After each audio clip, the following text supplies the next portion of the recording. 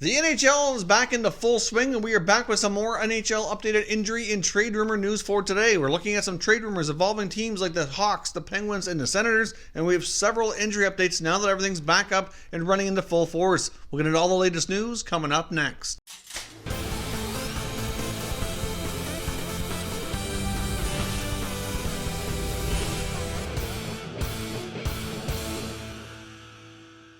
So welcome back to another video here at Top Shelf Hockey. As I mentioned, we have a lot of news to cover here now that the NHL is back into full swing. We got some more NHL action back into the schedule here. The holiday break has come to a close. The holiday roster freeze is now over, and we had a lot of injuries announced here really over the last day or so that I kind of want to get everybody up to speed on and give my thoughts on in case you aren't already aware what's going on. Now, first, let's kick things off here with the big news out of Chicago. They announced that 3 players would be out of action for long term. The least serious of all involved forward Brandon Saad, who's going to be out for about 3 to 4 weeks. So that's a fairly big blow to the Hawks forward group. But the bigger blow is 2 of their defensemen are going to be out for the remainder of the season. That includes Calvin Hann and Brent Seabrook. Now, they both are going to have shoulder surgery, which puts them out the rest of the season. But for Brent Seabrook, it does not end there. Later into 2020, after he's recovered enough from the shoulder surgery, he's expected to have surgery on both of his hips as well. Now, there wasn't really a lot of details given to the exact extent or what part, what kind of surgery was going to be happening on the hips, but obviously hip surgery is fairly significant. It's something that could be a big recovery process, and I can't help but wonder what kind of impact this is going to have on the remainder of his career, or at the very least, could he maybe not even be available to start next season. They haven't really given a clear indication on exactly what kind of recovery time he's looking at. But based on reports, it is led to believe that Seabrook's been dealing with a lot of these issues for some time, and he was basically finally convinced to shut it down, get the surgeries he needs, and take the proper time to recover instead of trying to play through this. Now, of course, Seabrook's play certainly has gone downhill the last couple of years. Last season, for the first time, he found himself a healthy scratch. He's happened again a few times this year, and he certainly, like I said, just hasn't been the player that he used to be. Age is certainly creeping up on him, which you certainly can expect. It's certainly fair to expect that to happen, but obviously if these are things that he's been dealing with and surgeries that he's needed, that's certainly not going to make things any better, and hopefully he can actually get recovered and return and maybe be a stronger player than he has been for the last couple of years. But at the same time, like I said, I do have concerns over the recovery process and how difficult this might be to come back from. I know I've seen some reports out there suggesting that he very well could be out longer term, and that could he even possibly not return. I guess we'll have to wait and see, but that's a lot of surgeries to be taking place over a short period of time, and whether or not he can return later on, there has been no updates on. I guess they likely won't get into that until much later into the recovery process, until they know more about what's going to happen. But Brent Seabrook certainly having a lot of work done here to hopefully get himself back and healthy. Now, of course, with the Blackhawks having 2 players like Seabrook and Hann on the back end, both placed on long-term injury reserve, certainly gives them a lot of salary cap flexibility. There's been a lot of question marks on whether or not Chicago would use that salary cap flexibility and space to go out and make some acquisitions to give themselves more of a running chance for this year. And to be honest, there's a mix of opinions out there, a mix of reports on what they think the Chicago Blackhawks are going to do, a variety of reporters who cover the team that I've read. And personally, my take on this is I'm not really sure that Stan Bowman is really going to do a whole heck of a lot. I would hope that the Blackhawks would look at the standings, look at what they have for a roster, and realize that it's probably not worth spending a bunch of assets going out to trying to acquire some other players to replace these guys and to try to make a playoff run. I'm just not really sure that this group has it in them to go ahead and do that, and I don't think it would be good management of their current picks and other assets that they have. They have a lot of interesting prospects to work with moving forward. I would let some younger players garner bigger roles and get some more ice time, like an Adam Boqvist or an Ian Mitchell or players like that who could really benefit from the experience on the blue line or really help them come along in their development, and which could actually help the team out more so longer term. Of course, they have a lot of other questions to look at as well with the roster, including goaltending, with Robin Lehner and Corey Crawford not having contracts beyond the current season. Of course, they signed Lehner on a 1-year deal. Crawford's entering the final year of his deal, been there a long time. There are reports out there that apparently Stan Bowman would not rule out the possibility of re-signing both goalies and maybe running with a tandem of the two again for next year. Now, they also have a younger goaltender, Colin Delia, signed, I believe, for 2 more years beyond the current season as well, who's been playing in the AHL. So it is possible he could end up getting a shot at the NHL level next year if one of those two guys don't return. But it's not a foregone conclusion that Crawford doesn't come back, which I kind of figured for a while that he very well might be gone from the team after the season, given his health history, given the fact that he's up there in years a little bit, and the team really probably should try to move on into a younger direction. And Leonard does certainly have a bit of a more age on his side than Crawford does at this stage of his career. So I guess let me know what you think down below. Should the Blackhawks actually go out and make some acquisitions and spend the cap space that they suddenly have available through long-term injury reserve, or should they stand pat, let their younger players have more opportunity to grow and develop here, and not waste their assets on a potential player who may not stick around with the team long-term? Because they do have to factor in that Hann and Seabrook could return next year, and they could put themselves in a cap crunch if they make too much of that space now.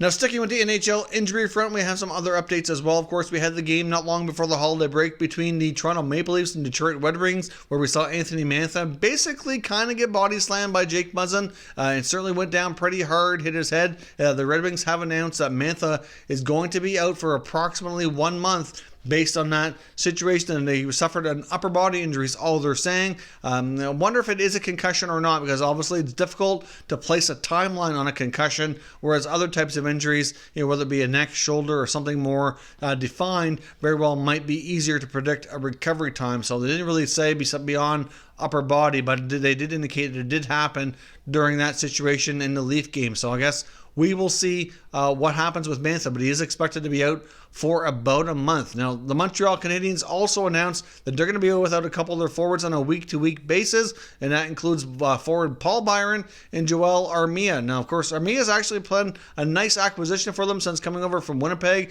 Certainly given him a lot more depth and scoring on that right side. He certainly is going to be missed. He's having a very nice season for Montreal. Same thing with Byron, of course, has been there a long time, plays a fairly substantial role for them as well. So those are going to be two players that are going to be big blows for the Habs forward group to be out for a potentially extended period. It is possible that they could get Jesperi Kotkaniemi back, who's been out with a concussion as well for a while. It is possible he could return in the next week as well. So at least they'd get one guy coming back into the lineup to give him a little bit of an injection, having those guys be out. But where it's week to week, it's not quite clear exactly how long they're going to be on. But as the Habs continue to push for a playoff spot, that's certainly not going to help matters at all over the next few weeks while they're waiting for them to recover.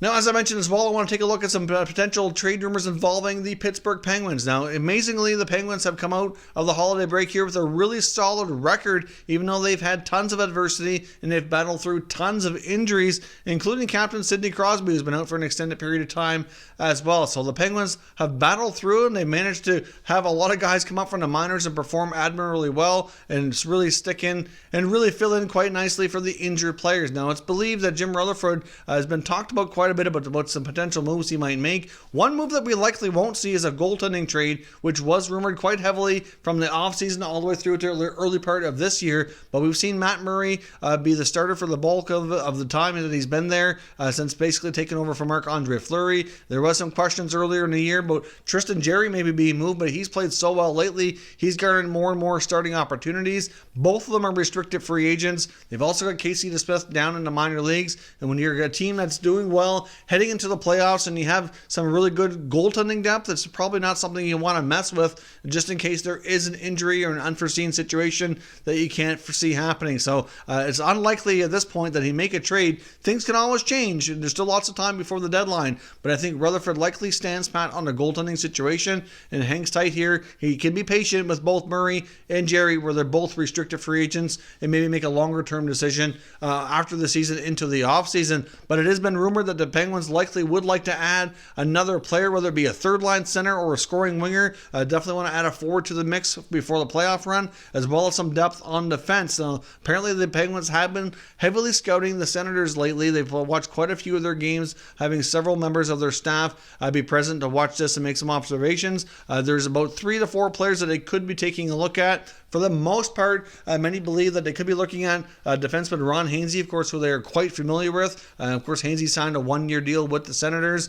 Is having a pretty decent year, still proving he can play and play a pretty decent role. He could very well go back to Pittsburgh and certainly offer them some nice depth on the blue line. Somebody who's got a lot of playoff experience in the last few years of his career here. Of course, there is some potential UFAs up front that they could be looking at, whether it be winger Vladislav Nemestikov. Of course, he can play center as well, but mostly plays wing. And then you got Pajot as well, who's having a phenomenal year as a potential number 3 center option, who also is in need of a contract and is having a fantastic season. And it's not quite clear exactly what the Senators plan to do. There has been talk that they're looking to re-sign him, but it's until a deal is done, it's really difficult to say. Now, when it comes to the blue line, another team the Penguins could be looking to as well would be the Calgary Flames. It's been rumored for a substantial period of time that they'd want to trade a defenseman, primarily either Travis Hamonic or TJ Brody. Both of them certainly kind of fit the bill for what they're looking to accomplish for a blue line deal of a trade.